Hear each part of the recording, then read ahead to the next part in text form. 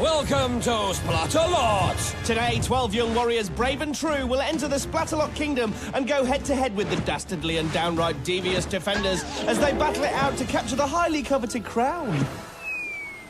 Will the attackers overthrow the kingdom and seize that very crown? Or will the defenders succeed in protecting the castle? One thing's for sure, the attackers will tumble, they will tilt, they will teeter, and they will go... Splat!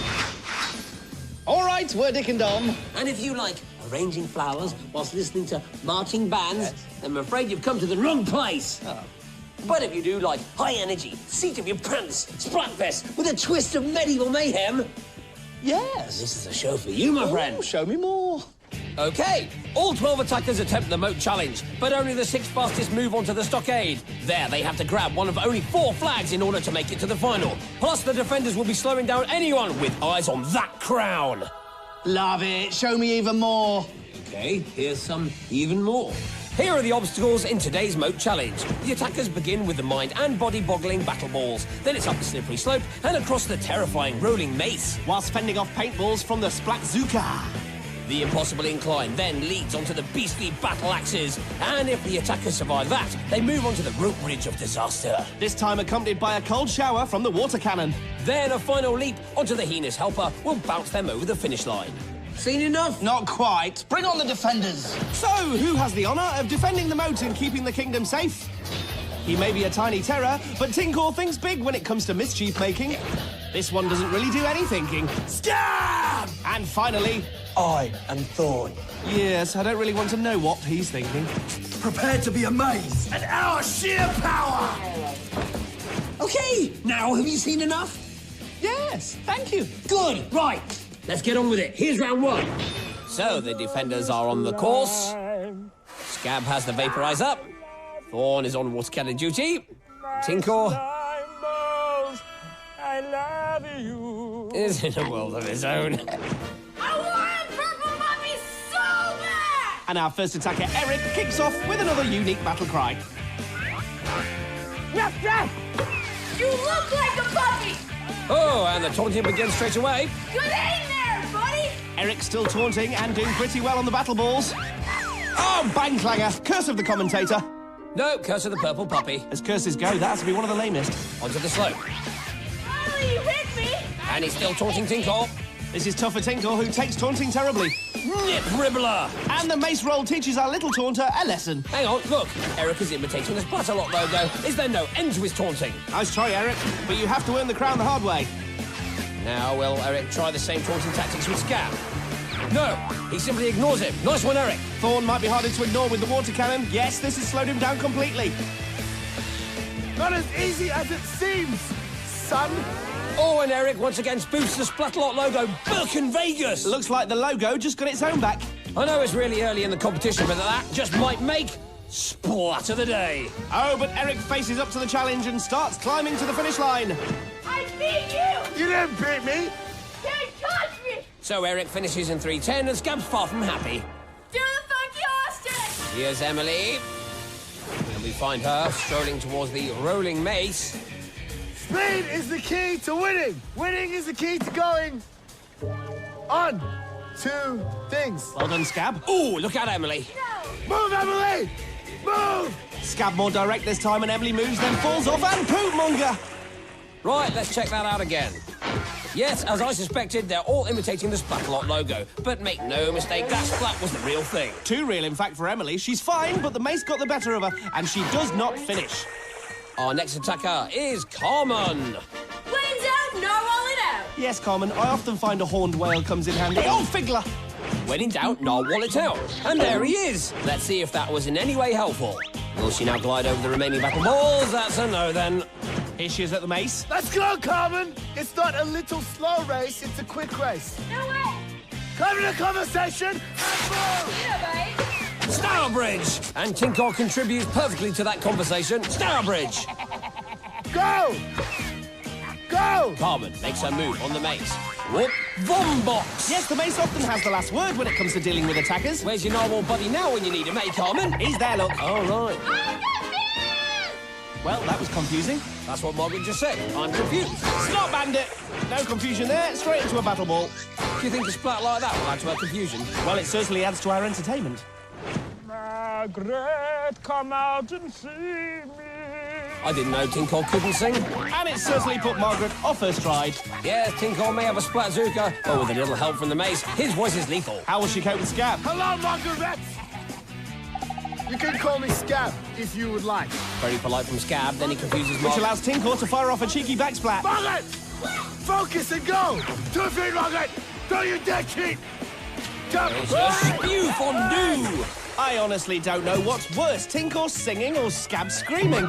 They're both too much for Margaret. No wonder the poor girl's confused. Nothing confusing about that time, though. A very fast round from Margaret with 3 minutes 23, and Carmen doing pretty well with 6 minutes 7.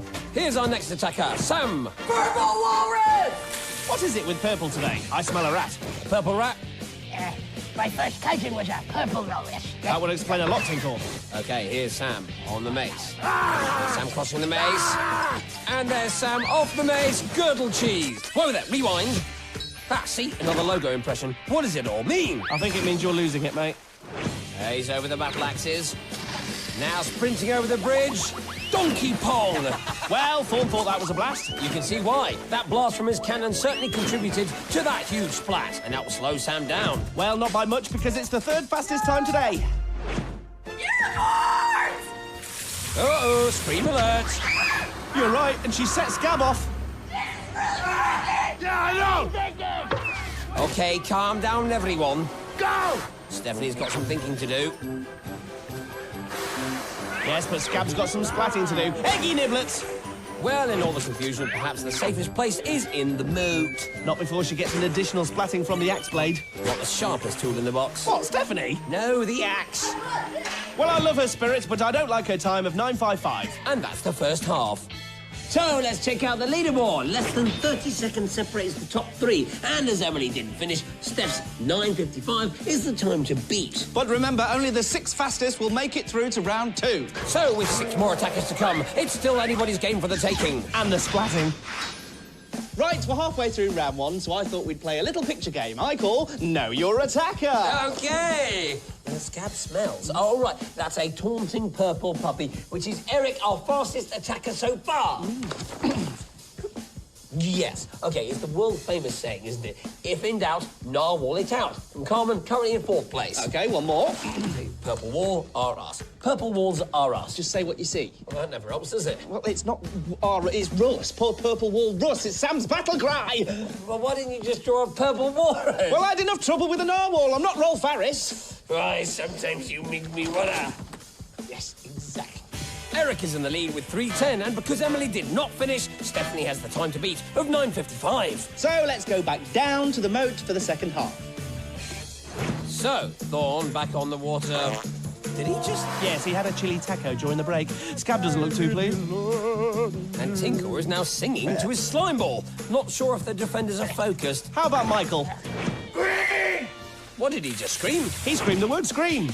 Okay, well, he's at the last battle ball. Trumped and funnel, and that's quite a way to start the second half. I do hope he's splatting on an empty stomach.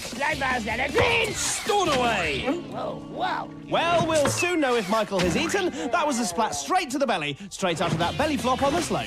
Well, everything stayed down so far. Ooh, Piffington! Another stomach-churning moment for Michael. And another top splat from Tinkle. That one's gonna leave a mark. I think Tinker's left his mark on all of us. Rainbow, rainbow, rainbow! Oh dear, looks like Sharon's a bit shy. Go! Go! Go! Scab doesn't do shy. What are you doing standing there? Go! And Scab gently encourages Sharon in his own sweet way. This might take a while. Here's Zaryn. Oh, look, a taco! And Zaryn spotted a taco! What's you doing? Thorn gave it to me. Right, back to the moat. Slipper scuff. Now, tell me I'm being foolish, You're foolish. but doesn't that pose look suspiciously like our logo? Not that again. Here's Zaryn at the mace. Swazzlecuff. But she has no trouble with the battle axes. How about the rope bridge? Not bad, but I'm sure she'll have a word with Thorn.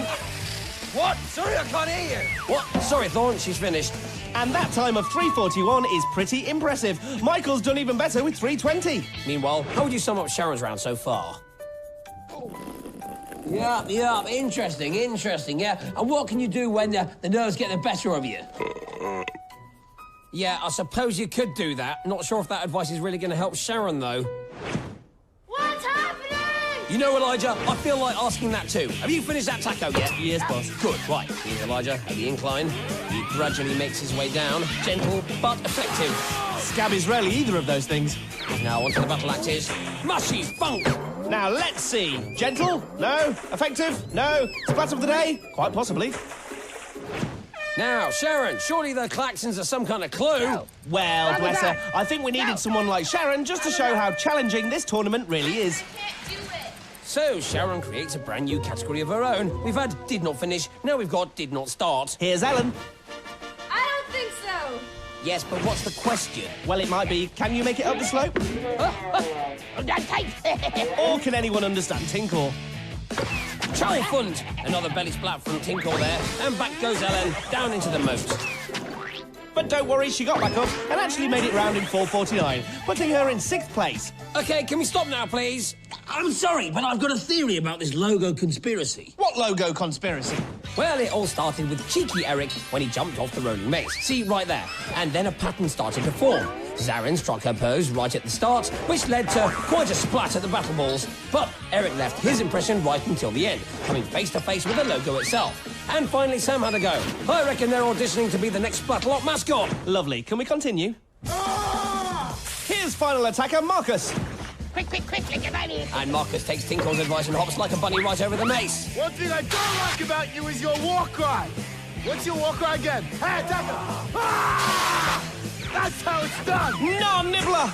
Incredible tactics from Scab there. He has a scream-off with Marcus, who valiantly joins in. But clever Scab basically shouts him into the moat. Marcus now takes on the bridge and Thorn's water cannon. Drivel Swallower! Well, he got halfway, but that bridge doesn't do things by halves. What a drivel swallower.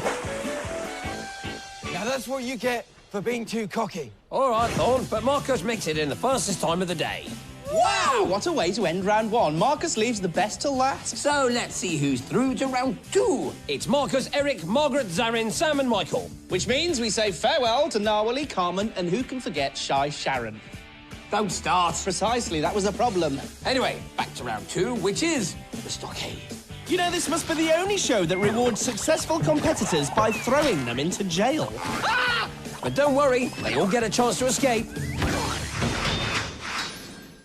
So, what have we learned about our attackers after round 1? Splat stat hats. Well, this may be a new world record. All 6 finished within 45 seconds of each other, so this could be the tightest contest we've ever had.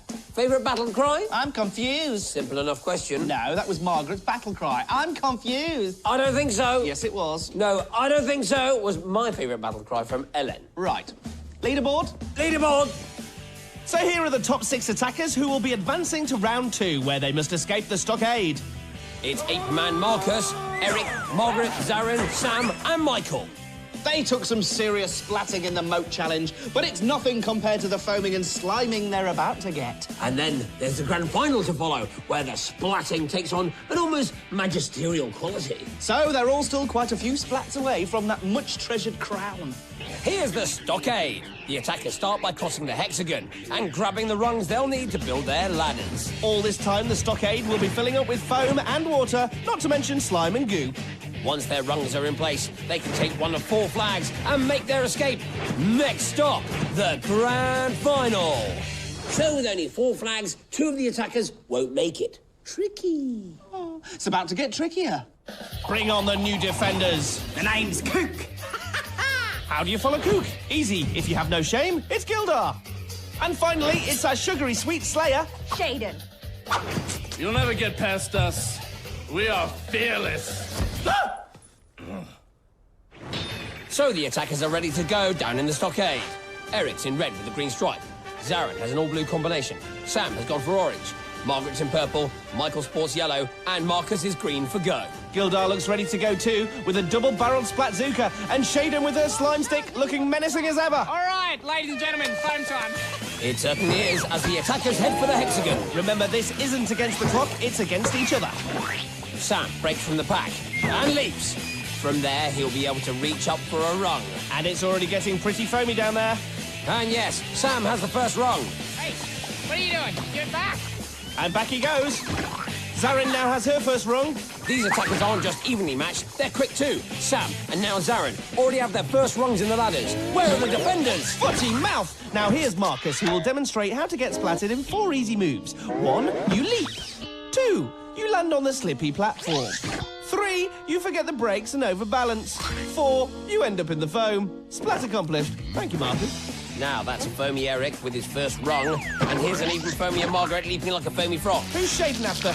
I think it's Marcus. Yes, it's getting pretty hard to tell who's who out there. Ah! It's the abominable snowman! It's the abominable snowman! Oh my God, Gilda! Stop Their it! attackers coming in foam! Their own attackers coming in your foam! My mistake. I'm sorry. Well, Coop just keeps getting kookier, and Gilda, as always, acting abominably. Busty! Well, that was pretty abominable too. Zaryn gets up close and personal with the mini hexagon. Extra foamy and extra splatty. Well, while Zaryn splats and stumbles, her main rival Sam has another rung. Again, where are the defenders? I don't know. Are we allowed to do the course with no shoes? Shoes for sale. You know what I always say, Gilda? What do you always say? Kid's got no soul without a shoe. I don't follow you. You know the soul The of a sole of a shoe. Yes, what about it? You don't have it? Kook. Yeah. Yeah, it's just Good sound. defending, everyone. Yeah. Good defending. Well, that was pretty painful all around. Not for the attackers. Once again, the defenders get distracted in their own little world and forget about defending. Yes, the attackers certainly won't mind. It leaves them free to keep leaping to their heart's content. That's a pretty nice landing from Erik. Are we all watching this? Is everyone watching? I hope you're watching. Shamley! Finally some defending. Now Erik was our chief taunter in round 1, but Gilda has found a way to silence him. Ooh, and unbalance him. Right back to the hexagon, and Sam, our front runner, is still in the lead. He grabs the first flag and sprints over to his ladder. Yes, Sam's the man. He's the first to escape the stockade and the first to make it through to the final. And it looks like Marcus won't be too far behind. He has the second flag. That's just made life so much harder for the remaining attackers who still have ladders to finish. Squeezy beans! Shaden slimes Marcus. That will leave a nasty aftertaste, but it won't stop him completing the challenge. Now Erik gets his balance and claims the third flag. Which leaves 3 attackers fighting over the last remaining flag. Margaret leaps and splats. It's getting a bit frantic down there in the foam. And Erik climbs and makes it to the top. Confirmation that only one place in the final remains. That's Michael with his last rung. How will the defenders respond? Gilda, you're handsome. Gilda, you're gorgeous. I remember that. Gilda, you make my dreams come true. Right, so that's how they respond. They serenade each other and allow Michael to take the last flag. Yes, it's all too little too late from the defenders as Michael makes his way to the top. So we have our 4 finalists. Farewell to Zaryn and Margaret, and hello final for Erik, Michael, Sam and Marcus. Well, once again, another memorable stockade. Oh, yeah, that song was great. Gilda, you're amazing, Gilda. No! I was talking about our finalists, who will soon attempt to capture the crown. But to succeed, they'll have to cross the biggest obstacle course in the land. It will get splatty. So, what did round 2 teach us? Well, it would seem that very little defending gets done when Gilda and Kookaburra get together. Not so much arguing, just more fooling around, really. Yes, but that's why we love them. Well, I say love. What I actually mean is put up with. Actually, when I say put up with, what I actually mean is... Back to the attackers. Erik, Michael, Sam and Marcus have earned the right to take on all 6 defenders and each other in a bid to wear that Splatalot crown. Oh, hey, oh! And some breaking news coming in from the defenders' camp. Yes, it appears that after the nonsense in the stockade, Gildor has been put on the naughty step and Crockness will be taking his place. So that last-minute substitution just might make them a more balanced defensive unit. Here's something else that requires balance. The Capture the Crown course. The attackers start in the funky foam. Then it's over the slippy slides towards the Titanic teeter-totters. Where the barrier of all barriers and the leaping lily pads await. And if all that wasn't enough, they still have to climb the water wall before seizing the crown. Back to the defenders. What's Coop thinking? Safety. First. Safety. So the defenders are taking this final seriously. Here are the attackers. Marcus in green, Sam in orange. Erik in red with a green stripe and Michael in yellow. Hey, and they're off, heading straight down into the funky foam. Welcome to Foam Town. Population U. Coop managing to be focused, foamy and funny. Try again, matey. Look out, Coop. The abominable snowman is back. Oh, no, it's just Erik. Tinkor, as always, looking happy in his work. Marcus heads for the slide. Trumpington! And slide he does. There he goes, slippier than a slippery eel and a kipper wearing slippers. Not a familiar saying. OK, onto the teeters. Clock hangers! And the first to totter is Erik. 3 splats for the price of 1. 1, 2, 3. Great value. Now, who's Thorn aiming at? Melton Mowbray, it's Marcus. Thorn gets him just above the knee. Marcus loses his balance, and down he goes. And then Tinkle vaporises him for good measure. Bum bum! Scab splats Erik at the barrier. The defenders have really raised their game in the final. Flugglepaps! Now Michael has to plant both feet on the barrier. No sliding allowed. This is all looking good for the defenders. Oh, but Thorn won't thank Tinker for that. Rotherham! Great throw from Scab. Let's see that again. Wow! The paintball is actually wedged into Erik's visor. Scab rules! Oh, note to self, do not high-five Scab. Hey! Something tells me Erik's not quite finished. Hello, sweetheart. Oh, Uncle Squirty! Kook slimes Marcus and also calls him sweetheart. This game can be so cruel at times. Crueler than you think. Thorn splattered him too. It's a triple splat taunt sandwich. Teamwork! Teamwork indeed. The defenders are working as a unit. And the attackers are pinned down on the teeters. Oh, Erik seems to be struggling. He needs to find inspiration from somewhere. Will he make it this time? Oh no, wait. Something's inspired him. It's his four-legged friend. He's over the barrier, and he and his purple pal make it to the lily pads. Which automatically triggers the water wall. The final is hotting up. Erik losing his balance. Maybe Sam can catch him up. Wibble. No, he can't. Now, Splatalot rules require both elbows to make contact with the platform. Just like that. So Erik can now move onto the water wall. Ah! Scab's not happy and splats Erik under the armpits. This is getting personal. Oi, Scab, pick on someone your own size. Fortunately, neither of us are, so he can't pick on us. Here's Kook. Hampton! And Kook splats Marcus at close range with a giant paintball. Marcus Teeters then loses his balance. A possible splat of the day. Thank you! How about mistake of the day? Kook should be at the other end of the course trying to stop Erik. The other attackers are trying desperately to get over the barrier. But it's too late as Erik has made it to the top and claims the crown. Game over! We have a new king in town, and his name is Erik. Uh-oh. Hey, don't say things like that! What? I'm the king! Yes, he certainly is. Meditate, Scab. Scab needs to calm down and accept defeat. He lost, and Erik rules, quite literally. Oh, the blue ninja tries to calm Scab down. Good luck with that, Sharon. Wow! King Erik claims the crown and wins his own personal battle with Scab. Victory is splat. Don't you mean sweet? I never miss an opportunity to throw in a splat, especially when it's time for... Splat of the day! Yes, inevitably, Scab was involved, but this time with Stephanie on the battle axes. She lost her balance, then on the way down, she got to know those axes a little better. Her great splat, but we also loved her calm response straight after. Yeah, she's got that. And now she's also got splat of the day. But here's the guy who got so much more. Here's Erik's journey to the crown. In round one, he famously auditioned as the Splatalot mascot. They touched me! After taunting Scab, he escaped the stockade, then slipped, teetered, tottered, splatted, and climbed his way to victory. A true Splatalot champion. We'll have plenty more splats for you very soon. But for now, we'll leave you with the flag-raising ceremony and our new ruler. Take it away, King Erik. I'm the king of the castle! Till next time, keep splatting!